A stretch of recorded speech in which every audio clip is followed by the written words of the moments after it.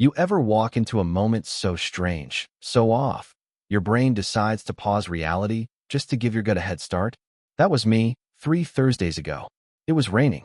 The kind of steady drizzle that makes the world feel like it's in black and white. I came home early from work. Not for any big reason. I just needed a break from spreadsheets and people pretending to be busy. Figured I'd surprise Ashley with dinner. Chinese takeout, her favorite. Or at least, it used to be. I unlocked the door and stepped into silence. No music, no clanking in the kitchen, no cheerful, "Hey, babe," from the couch. Just stillness. That's when I noticed the coat closet was open. Slightly, like someone had rushed in and didn't finish the job. Now, I'm not paranoid by nature. I don't snoop. I don't pry. I believe in letting people breathe, maybe a little too much in hindsight. But something made me go to that closet. I reached in. Jacket, scarf, glove. 2 gloves, actually. Black leather. Well worn. Big. Bigger than mine. Now here's the kicker, I didn't own them. And before you suggest borrowing, let me clarify something. I'm a creature of habit. 1 wallet, 1 watch, 1 pair of gloves I've had since college. They're brown and fraying at the cuffs. These weren't mine. So I stood there, holding someone else's gloves in my hands like I was deciphering a mystery novel. And just as I was putting the pieces together, Ashley walked in. She froze. Too quick. Not guilty. Not afraid. Just calculating. "What's that?" she asked. I held them up. "Not mine." She blinked once. "They're my brother's. He left them when he visited." I tilted my head. "Your brother moved to Phoenix last year. He hasn't been back since." Her lips twitched, just for a second. Then she shrugged like it didn't matter. "He must have left them during his last trip." I wanted to believe her. Lord, did I want to. But something about that moment didn't sit right. And here's where it got strange. I didn't say anything. I didn't argue. I just placed 1 glove carefully on the bed. The other, I hid. Slid it deep into a box of holiday decorations and stashed it under the hallway cabinet, right by the door. Like planting a seed. For the truth to grow later. And that night, we didn't talk about it again. We watched a movie. She laughed at all the wrong parts. I laughed too, but mostly to hear what it felt like. And somewhere in that silence, I realized the truth always has a way of finding its own voice. The next morning, she kissed me goodbye like she always did. Soft, mechanical. Her lips touched my cheek out of routine, not affection. The same way you might pat your pockets to check for keys. I watched her walk to her car. She was humming. Humming. I didn't know what disturbed me more, that she was that relaxed, or that she didn't even glance back. By noon, I was sitting in my truck outside her workplace, feeling like a character from a bad detective movie. I'd never followed anyone in my life. Not even on Instagram. But there I was, sipping stale coffee and watching the front doors like they might confess something. And around 12:47, something did walk out. Or rather, someone. Tall. Athletic. Navy trench coat. Walked like he didn't have time for nonsense. You know the type. Probably runs marathons on Sundays and quotes stoic philosophers over brunch. He didn't see me, of course. But he did see her. Because Ashley stepped outside a moment later, all smiles and hair flips. She walked straight to him, like she'd been waiting all morning for that moment. No hesitation. No nerves. Just her. They hugged. Not a hey, coworker kind of hug. No, this was full body. Her hands slipped into the back pockets of his jeans. You know that move. That's not a business handshake. They walked down the street together, and I didn't follow. Not because I didn't want to, but because I didn't need to. That 30-second scene told me more than any argument or confrontation ever could. I sat there for another hour. Didn't move. Didn't cry. Just breathed. Because something inside me shifted. Not broke. Not shattered. Just shifted. You see, betrayal doesn't always arrive with fireworks. Sometimes it comes like a whisper. With lipstick still on your cheek and dinner plans still on the fridge. I drove home in silence. No radio. Just me, and the faint rustle of a glove under the passenger seat. Not mine. Not my brother's. Hers. Or his. It was Saturday when everything snapped into focus. I wasn't looking for anything that morning. I'd already done enough of that. Checking texts that weren't mine, watching patterns that didn't need explaining if you trusted someone. But trust's a funny thing.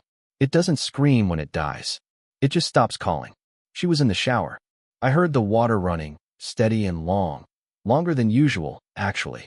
Maybe she thought the sound would drown something else out. And maybe it would have, if I hadn't decided to grab my hoodie from the closet. I opened the door, reached for the top shelf, and there it was. A pair of men's gloves. Not just any gloves. The same ones. The same pair from earlier. Or, I thought it was the same pair, until I pulled them out and realized. Only one glove. Black. Leather. Left hand. My pulse slowed. Not quickened, slowed. Like my body didn't want to admit adrenaline to the party. I stared at it for a moment. Then checked the pocket of my old jacket in the hallway where I'd stashed the other one. Still there. So now we had two left gloves. Which meant someone else had taken their right glove with them when they left. And whoever that someone was, he wasn't just careless. He was comfortable. Comfortable enough to undress, leave things behind. Comfortable enough to think he had the right to. I didn't say a word when she stepped out of the bathroom. Hair in a towel. That post-shower glow women think hides everything. She smiled. What? I held up the glove. Found this again. She blinked, caught herself, smiled tighter. Still my brother's. I nodded. Yep. I figured. That's why I left the other one for him. She tilted her head. What? One glove, I said, my voice calm. Left it on the bed. She looked over.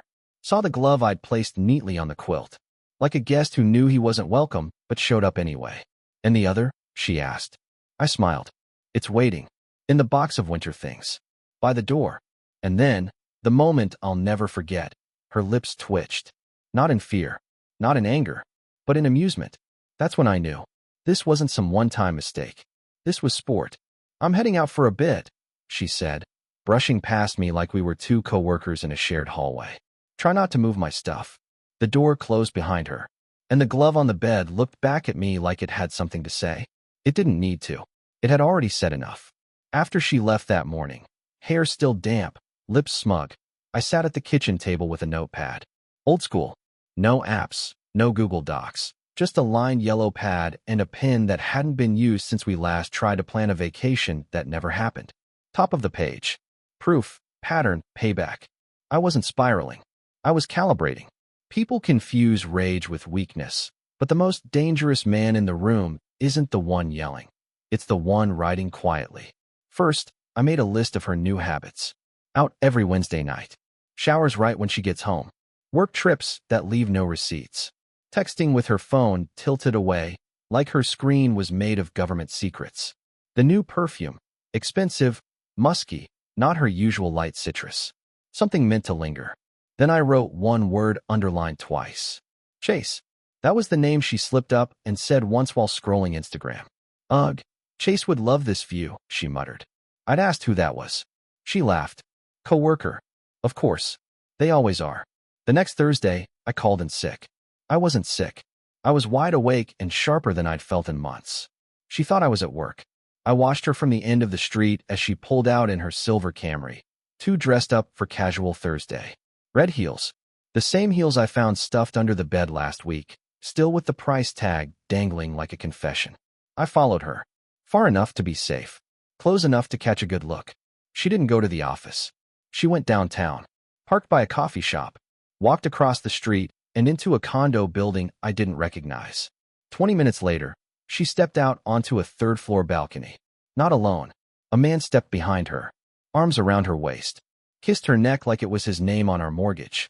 I took a picture. Then another. And another. I didn't need to zoom in. I didn't need to know who he was. I already knew what he wasn't. Me. That night, she came home late. Blamed traffic. I didn't argue. I handed her a glass of wine and asked about her day. She told me some story about client calls and printer jams. I nodded. Sounds exhausting. She smiled. You have no idea. Oh, I did. And I had the photographs to prove it. The following weekend, I dropped by her office. Brought her lunch. A peace offering, or so she thought. She looked surprised. Nervous. Chase wasn't there. But his name was on the mail slot next to her cubicle. Chase Donovan, Business Development. I took a picture of that too. I was collecting evidence. Not to throw in her face. Not yet. I wasn't building a confrontation. I was building a monument. One night, as she showered, I checked her phone. The password? Her birthday. Lazy. Arrogant. The texts were a goldmine. He sent her playlists. She sent him hotel confirmations. I scrolled past, I miss you already, and next time, we're that thing I like. Then I hit the jackpot. A message from him. Did he find the glove? LOL. She replied. Yeah. I told him it was my brother's. He didn't push. So pathetic. I don't remember putting the phone down. I just remember the taste in my mouth. Like metal. Like fury. I walked into the living room, sat on the couch, and stared at the blank TV screen until her voice broke the silence. You good? I turned and smiled. Better than ever. And for the first time in weeks, I wasn't lying. The next morning, I started making calls. First, to a lawyer. Not for divorce papers yet. Just to learn the rules. I wanted to play this game legally. Smartly. Then to my cousin, Grant. Works in IT. Owes me from back when I covered for him during a messy breakup. I asked him how hard it would be to set up a private folder, synced automatically from her phone's cloud. Not hard, he said. But why? Let's call it a backup plan. 3 days later, I had a folder titled Ash Files. Screenshots. Photos. Hotel invoices. Even a voicemail where she giggled about getting Chase's cologne all over the sheets. I uploaded it to a secure drive. 2-step authentication. Locked down like a vault. I wrote a note. Printed it. To Chase Donovan. Since you like wearing gloves, I figured you wouldn't mind me slipping one back. You'll find it where you last left your self-respect. Cheers. Logan. I tucked the left glove inside a box. Wrapped it in newspaper. Drove to Chase's office on my lunch break and handed it to the front desk. Delivery for Mr. Donovan, I said. The receptionist smiled politely. What is it? Just a reminder. That evening, I placed the other glove right where it belonged. Under the hallway cabinet, tucked just inside a box labeled Christmas decor. A time capsule. Something for her to find later, maybe when she's pulling out ornaments and pretending to miss the past. She wouldn't realize it yet, but she was standing in the middle of a chessboard. And I wasn't the king getting cornered. I was the man moving the queens. I've never believed in revenge for the sake of ego. No baseball bats to the windshield. No screaming matches in driveways. That kind of drama plays well in movies, sure. But me? I wanted precision. So I started with something small. Ashley had this charity gala coming up. One of those events where people pretend to care about saving sea turtles while sipping overpriced wine and flaunting rented tuxedos. Chase was set to be there. He was one of the sponsors, which is a corporate way of saying he wrote a check and expects applause. Ashley had been talking about it for weeks. It's going to be amazing, she'd said one morning, brushing mascara onto lashes that didn't bat once at a lie.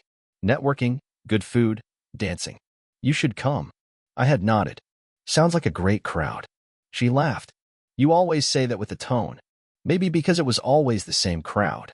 Men who called themselves creatives, women who called their affairs alignment with soulmates, and couples who smiled too wide for photos, then rode home in silence. But this time, I agreed to go. Oh. She raised an eyebrow. You sure? Positive, I said. Let's make it a night to remember. And boy, we did. The night of the gala, I dressed like I belonged. Black suit, classic tie, the same cologne I wore on our wedding day. Funny how memory smells sharper when it's weaponized. Ashley looked stunning. No denying it. Red dress, earrings that caught every flash of light, lipstick the color of sin. You look amazing, I said truthfully. Because the truth didn't need to be cruel. She kissed my cheek. We clean up nice, don't we? I smiled. Let's go make an impression. We arrived at the venue. One of those places with marble columns and chandeliers so fragile they look like they'd shatter from a hard stare. She led me around like a politician's wife, graceful, poised, but always scanning the room. And then I saw it. Him. Chase Donovan. Tan. Trim. That perfect 5 o'clock shadow that looked sprayed on. He wore a navy blue tux, the kind of shade that screamed money but whispered divorce settlement. Ashley spotted him and smiled. Not too much. Just enough. Like it wasn't planned. He walked over like he owned the floor. Logan, he said, offering a handshake like we were on neutral terms. Chase, I replied. Still leaving gloves behind? His smile faltered. Ashley's hand stiffened on my arm. I beg your pardon, he said, head tilted like he was the polite one. I leaned in, just slightly. You know, the pair you left. You're lucky I'm not charging rent. Before he could recover, I clapped him on the shoulder and turned to Ashley. Let's grab a drink, sweetheart. I think I've had my fill of borrowed accessories. We found our table. I didn't speak for a while. Let her squirm.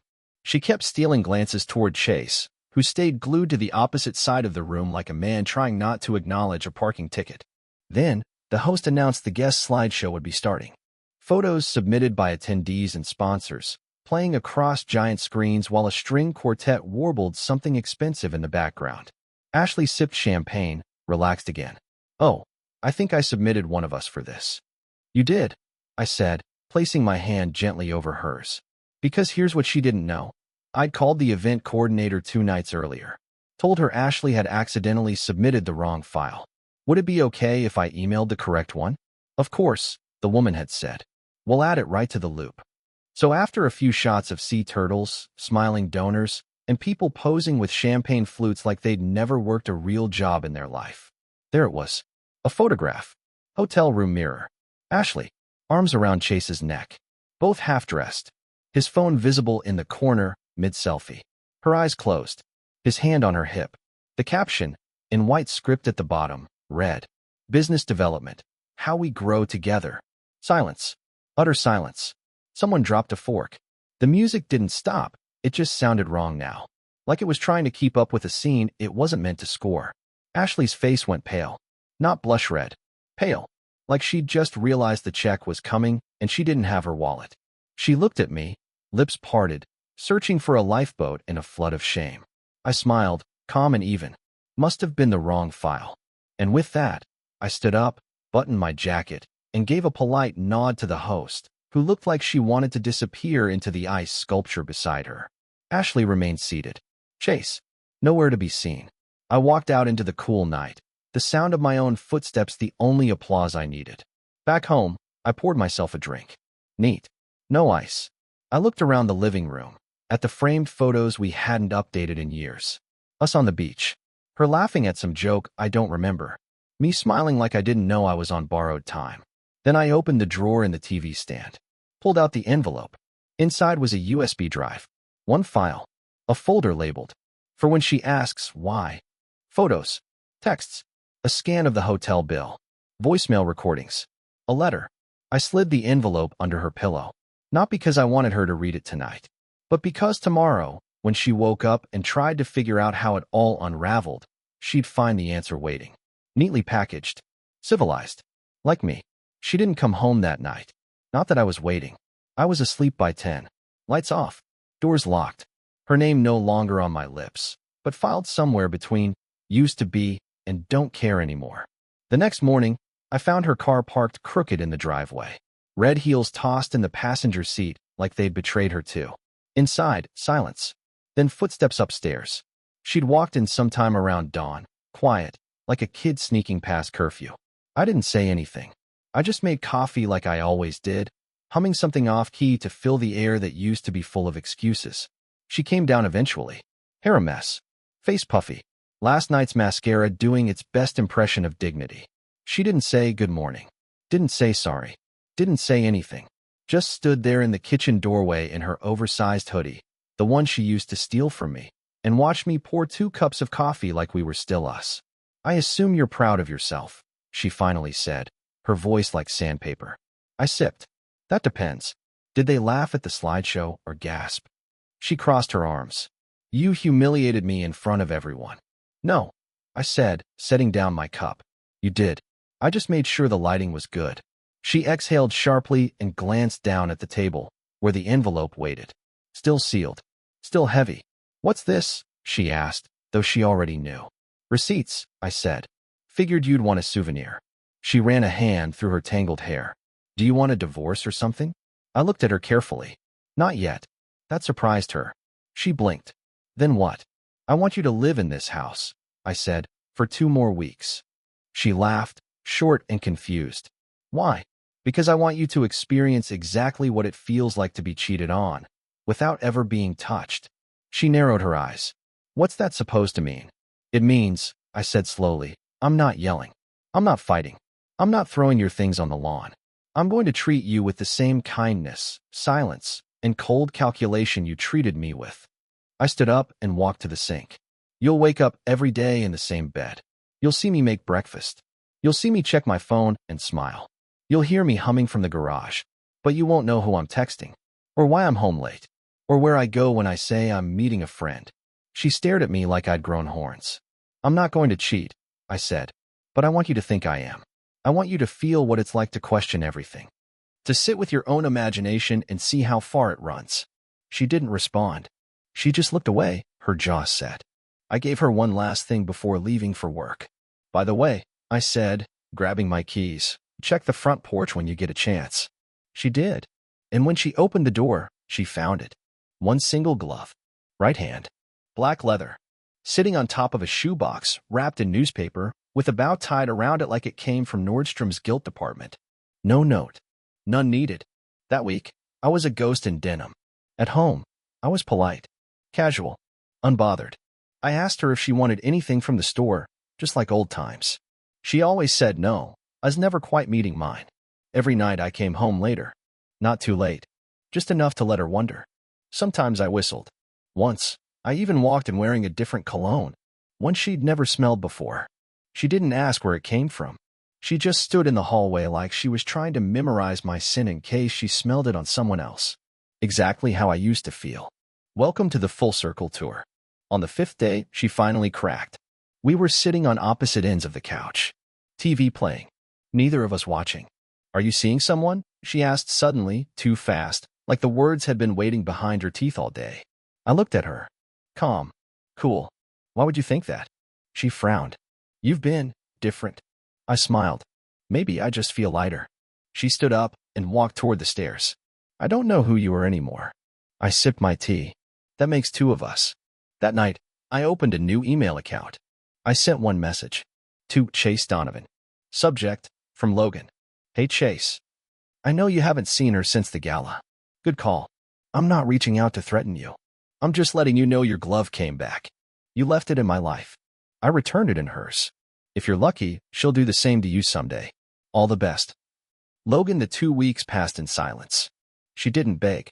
She didn't apologize. She just watched. Every move I made became a question in her head. I had turned into a mirror, and the reflection wasn't pretty. I packed my things slowly. Not out of sentiment, but strategy. She needed to watch the drawers empty, the hangers vanish one by one. I left our wedding photo on the nightstand. Not as a keepsake. As a message, I'm not the one who broke this. On the final morning, I set my keys on the counter. She stood at the kitchen island, arms folded, face drawn like she hadn't slept in days. You're really going, she said. It wasn't a question. I nodded. I've already gone. You're just now catching up. She looked down. Her voice was thin. Do you hate me? I shrugged. No. That'd mean you still had power. I turned to leave. Logan. I paused. Didn't turn around. Was it real? What we had? That one hit. So I answered her honestly. It was real to me. That's the part you'll have to live with. I didn't go far. Just far enough to rebuild without her shadow in the doorway. New apartment. Clean slate. Nothing fancy. Just mine. The day after I moved out, I sent one final message to her email, one line and a link. If you're wondering what rock bottom feels like, check the comments. The link? A Reddit thread.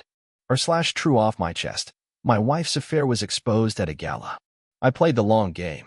Thousands of comments. Hundreds of thousands of views. A digital monument to everything she thought was a secret. Anonymous, but not to her. She read it. I know she did. Because her sister texted me 3 hours later. Did this really happen? I just replied, Ask Ashley. Weeks passed. Then a month. Then another. She tried to reach out once, an email titled Closure, with a smiley face. I didn't open it. Didn't need to. Closure isn't something you ask for. It's something you earn. Or lose. I bumped into a mutual friend at a grocery store. Small talk led to have you heard. Apparently Chase transferred departments. Some quiet scandal. Office drama. Ashley? She took a leave of absence. Stress, they said. I bet. The last item I unpacked was the second glove. Still wrapped in newspaper. Still smelling faintly of cologne and contempt. I set it on the windowsill of my new place. Sunlight hit it just right, like a relic from a war I survived. I didn't throw it away. Not because I wanted to remember her, but because I wanted to remember me. Who I became. What I endured.